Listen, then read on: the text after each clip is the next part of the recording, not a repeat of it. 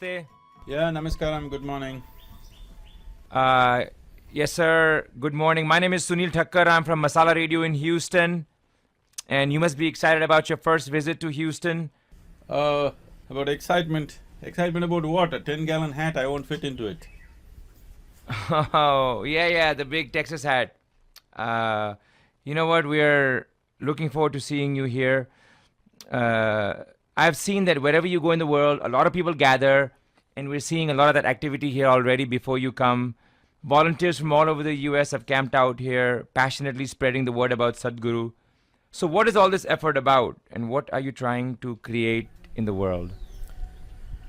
See, one thing we have to realize as a generation of people is, for the first time, for the very first time in the history of humanity, we have the necessary resource, capability and technology to address every issue on the planet of nourishment, health, education, well-being, you name it.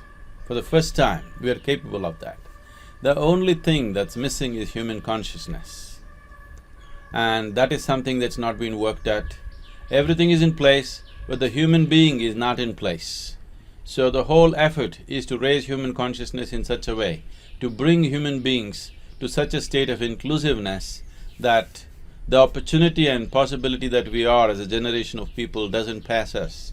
It's my wish, it's my intention that we as a generation of people should not let this opportunity pass by, because we are for the first time, for the very first time in the history of humanity, are capable of things that no other generation was ever capable of, but we are not in place. So the only thing that needs to happen is, if human beings get into the right space within themselves, every other solution is right at hand.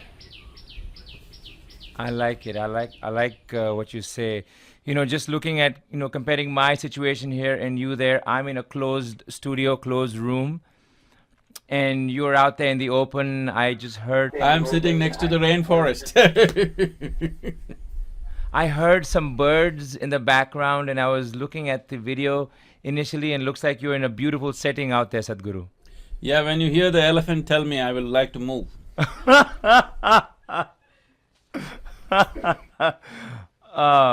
Interesting.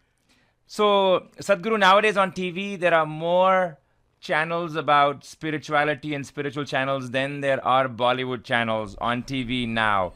You think people are all of a sudden becoming more spiritual and looking for spirituality? People have always been looking for it. If you look back on the history of humanity, from the earliest times, human beings, the nature of human intelligence is such that it will never be fulfilled with just taking care of the survival process. The nature of human intelligence would always like to inquire into more profound dimensions of who I am and what is the nature of my existence, these kind of things. So it is not new, it is just that the commercial channels are beginning to realize that there's a phenomenal interest in this area. So because they are beginning to realize, lot of entrepreneurs are pretending to be spiritual, and so they're filling the content with all kinds of stuff. But essentially, it is commerce realizing that there is a spiritual thread in the world which is very phenomenally strong, and it's there in every human being, and somewhere there is an interest in everyone, whether they think so or they don't think so. The nature of human intelligence is that you are interested in knowing what is the nature of your existence. You were talking about who am I, and I often wonder about that. Who am I? Am I, or are we as a human race just a freak accident in nature? Are we planted here? 14 billion years go by after the Big Bang, and all of a sudden here we are. Are we the only people in the cosmos? You want to know who you are? I don't know who I am. Don't ask such questions on the public channel. People will send you to the psychiatry ward if you go and ask somebody who I am. This is a question that you should direct to yourself. If you ask somebody else, they will tell you something. Now whatever I tell you, you're asking the question invariably because there is no experience of who you are. So if I tell you something, you have only two options. You can either believe me or disbelieve me. If I tell you, you are a drop of whatever, the creator, you can believe me or disbelieve me. Right now, if you're sitting in the comfort of your studio, you'll believe me, and tomorrow when you drive out and if there is an issue or problem, you will disbelieve me, or it'll vary in so many different ways. If you believe me, you will not get any closer to reality. If you disbelieve me, you will not get any closer to reality. If you want to know, a seeking has to happen. So it is good, you have taken the first step, that is to realize that I do not even know who I am or what is the nature of my existence. Just deepen this. The pain of ignorance should tear you apart. When that happens, the seeking will flare up in such a way, knowing is just one moment away. Because what you're seeking is not sitting on top of Himalayas, it's within you. There is no distance, it's only a question of creating a certain priority. You've also not read the Gita. You ride motorcycles, you race cars, you fly helicopters, enjoy dancing. So what are you, Sadhguru? Are you a new age yogi, a modern mystic, a super sadhu? What you need to realize is, always if you look back on the history of, let's say, our culture here, or anywhere in the world, realized beings, yogis, mystics, lived extraordinary lives. They sang, most of the sages and saints of this land are singing saints, they sang, they danced, whatever was available to them, they celebrated their life in its fullest possible way. It is just that a Gautam Buddha did not have a motorcycle. Adiyogi did not have a helicopter to fly. Unfortunately, it was a technological failure. It is not that they were not capable of that. So, am I new age or old age? No, I'm just contemporary. And always, yogis and mystics have been absolutely contemporary and relevant to the times in which they existed. Right now, this question is coming because there are a lot of people who are essentially entrepreneurs who have shaped themselves, who project themselves, who dress and live like they came out of a calendar art.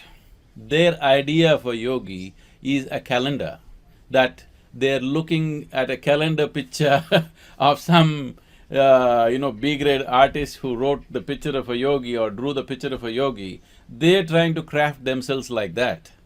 And that is because this is all picked up from outside, bits and pieces.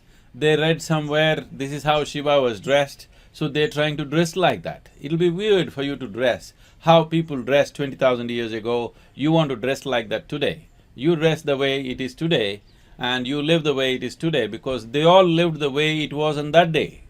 So always yogis and mystics have been contemporary, and I'm contemporary too. I'm neither old age nor new age, relevant to the times in which you exist. If you're not relevant to the times in which you exist, you should have been in a museum or an archive, not living in the society. You know, you mentioned the journey inwards, and it's very hard for me to fathom what that really is. I've heard that before. That's the ultimate journey. The space is not where you want to go, it's within you. But where? How do I look? How do I turn my eyes to the back of my head and see down my throat and down my esophagus? Where is it? Where am I looking? And how far do I have to go? See, inward does not mean contemplation. Inward does not mean dissection. When we say inward, I want you to, in this brief time, it's difficult to even attempt this, but I want you to understand this much. What you call as my body, you accumulated over a period of time, isn't it? Yes? Yes. It is an accumulation. What you call as my mind is an accumulation of impressions. What you call as body is accumulation of the food that you've eaten, and what you call as my mind is accumulation of impressions that you have taken in. So these two accumulations, these two heaps, a heap of food and a heap of impressions, are yours. Whatever you accumulate can be yours, but can never ever be you, isn't it? So, if you know how to keep what you have accumulated aside, what you are will stand up and glow. It's a very simple process. Sadhguru, it's so hard to find. I'm in the radio business, and I try and find volunteers and employees, and it's hard to find good employees. How are you able to attract so many amazing volunteers? There are a few right here who are devoting all their time, their energy to Isha. If you are doing what everybody wants, if your life is about everybody's well-being, why will people not be there? If you are trying to extract something from them, they will run away. If you are always seeing how to offer something to them, they will be there. I should tell you this. Some time ago, I was doing a 3-day event for the top 30 executives of a multinational company in India. And then when we were doing this, these are companies which are always having attrition problems, and they are also trying to continuously steal somebody from somewhere else. That is the way they get their people. And as it was going through, and we had about 8-9 volunteers who were running around and doing everything with absolute commitment and precision. So they asked me, these are like really top executives. These are companies which have over like close to 500,000 employees. And they asked, Sadhguru, where do you get these people? I told them, you don't get them, you have to make them. So they asked, how do you make them? So I told them, you have to make them fall in love with you. Then they asked, how do you do that? I said, first of all, you have to fall in love with them. Then they said, oh, they don't pay us for that. So, if that's the way it is, people are hard to come by, but there are 7 billion people. Why is it that we are not looking at what can we do that all of them want? If we do what everybody wants deep within himself, always people will pitch for it and make it happen. So this is the whole thing about Isha. Isha is 100% volunteer organization, because Isha is not about an organization, Isha is about the people. You know, you talk about knowing people and what they want. If you ever made a Bollywood movie, Sadhguru, it'd be a big hit. If you show somebody a Bollywood movie, it'll entertain them only for an evening. If you show 3 movies in a day, they will get bored. If they see 5 movies in a day, probably they'll get sick, okay? So, Bollywood movie is a distraction for people from whatever they're doing, the boredom and the repetitiveness of their life. They want to see something entertaining. But what I'm offering is not an entertainment, it's a transformative process, and it's a challenge for every human being. It is not about continuing the way they are with a little bit of entertainment in their life. It is about transforming themselves to a new possibility. So, I don't think they can even be compared. So if I'm given a role, will I play in a Bollywood movie? Well, my life is more action-packed than Bollywood movies on a daily basis, so I don't think it'll interest me. Sadhguru, we welcome you to Houston. It's 1 month away. Looking forward to seeing you in Houston. What is your message for everybody in Houston? I'm not a messenger. I don't carry any message. I don't carry any philosophy or teaching. Or have I come to give you a belief system or a dogma. My effort is to bring a technology for your well-being. Today, there are various technologies to bring external well-being. Because of these technologies, human life has become more comfortable and convenient than ever before. As a generation of people, we are the most comfortable generation ever. But we cannot say we are the most joyful generation, we cannot say we are the most peaceful generation or loving generation, because we have taken care of the external technologies. We have not made use of the inner technologies. So I am coming to Houston to offer this dimension. Offer this dimension in utmost purity and the way it works. Technology for inner well-being, technologies for inner well-being, so that technology essentially means that doing things the way it works, not doing things the way you believe it is, doing things the way it works, that is technology. Technology is non-discriminatory. You may be anybody, you may be a man, you may be a woman, you may be a Hindu, Christian, Muslim, whatever, you may be an American or an Indian, it doesn't matter who you are. When it comes to technology, you just have to learn how to do it, and it works for you.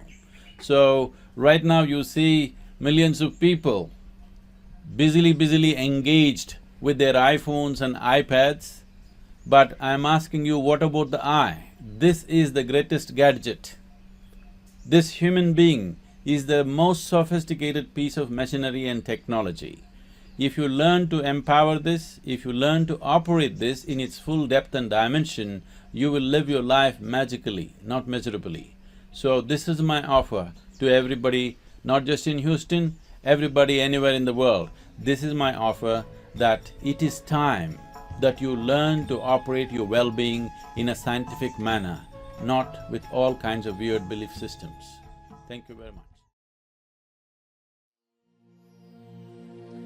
शरीरं सुरूपं यथा वा कलत्रं यशश्चारुचित्रं धनं मेरुतुल्यं गुरोरङ्घ्रिपद्मे मनश्चेन लग्नं ततः किं ततः किं ततः किं ततः किं कलत्रं धनं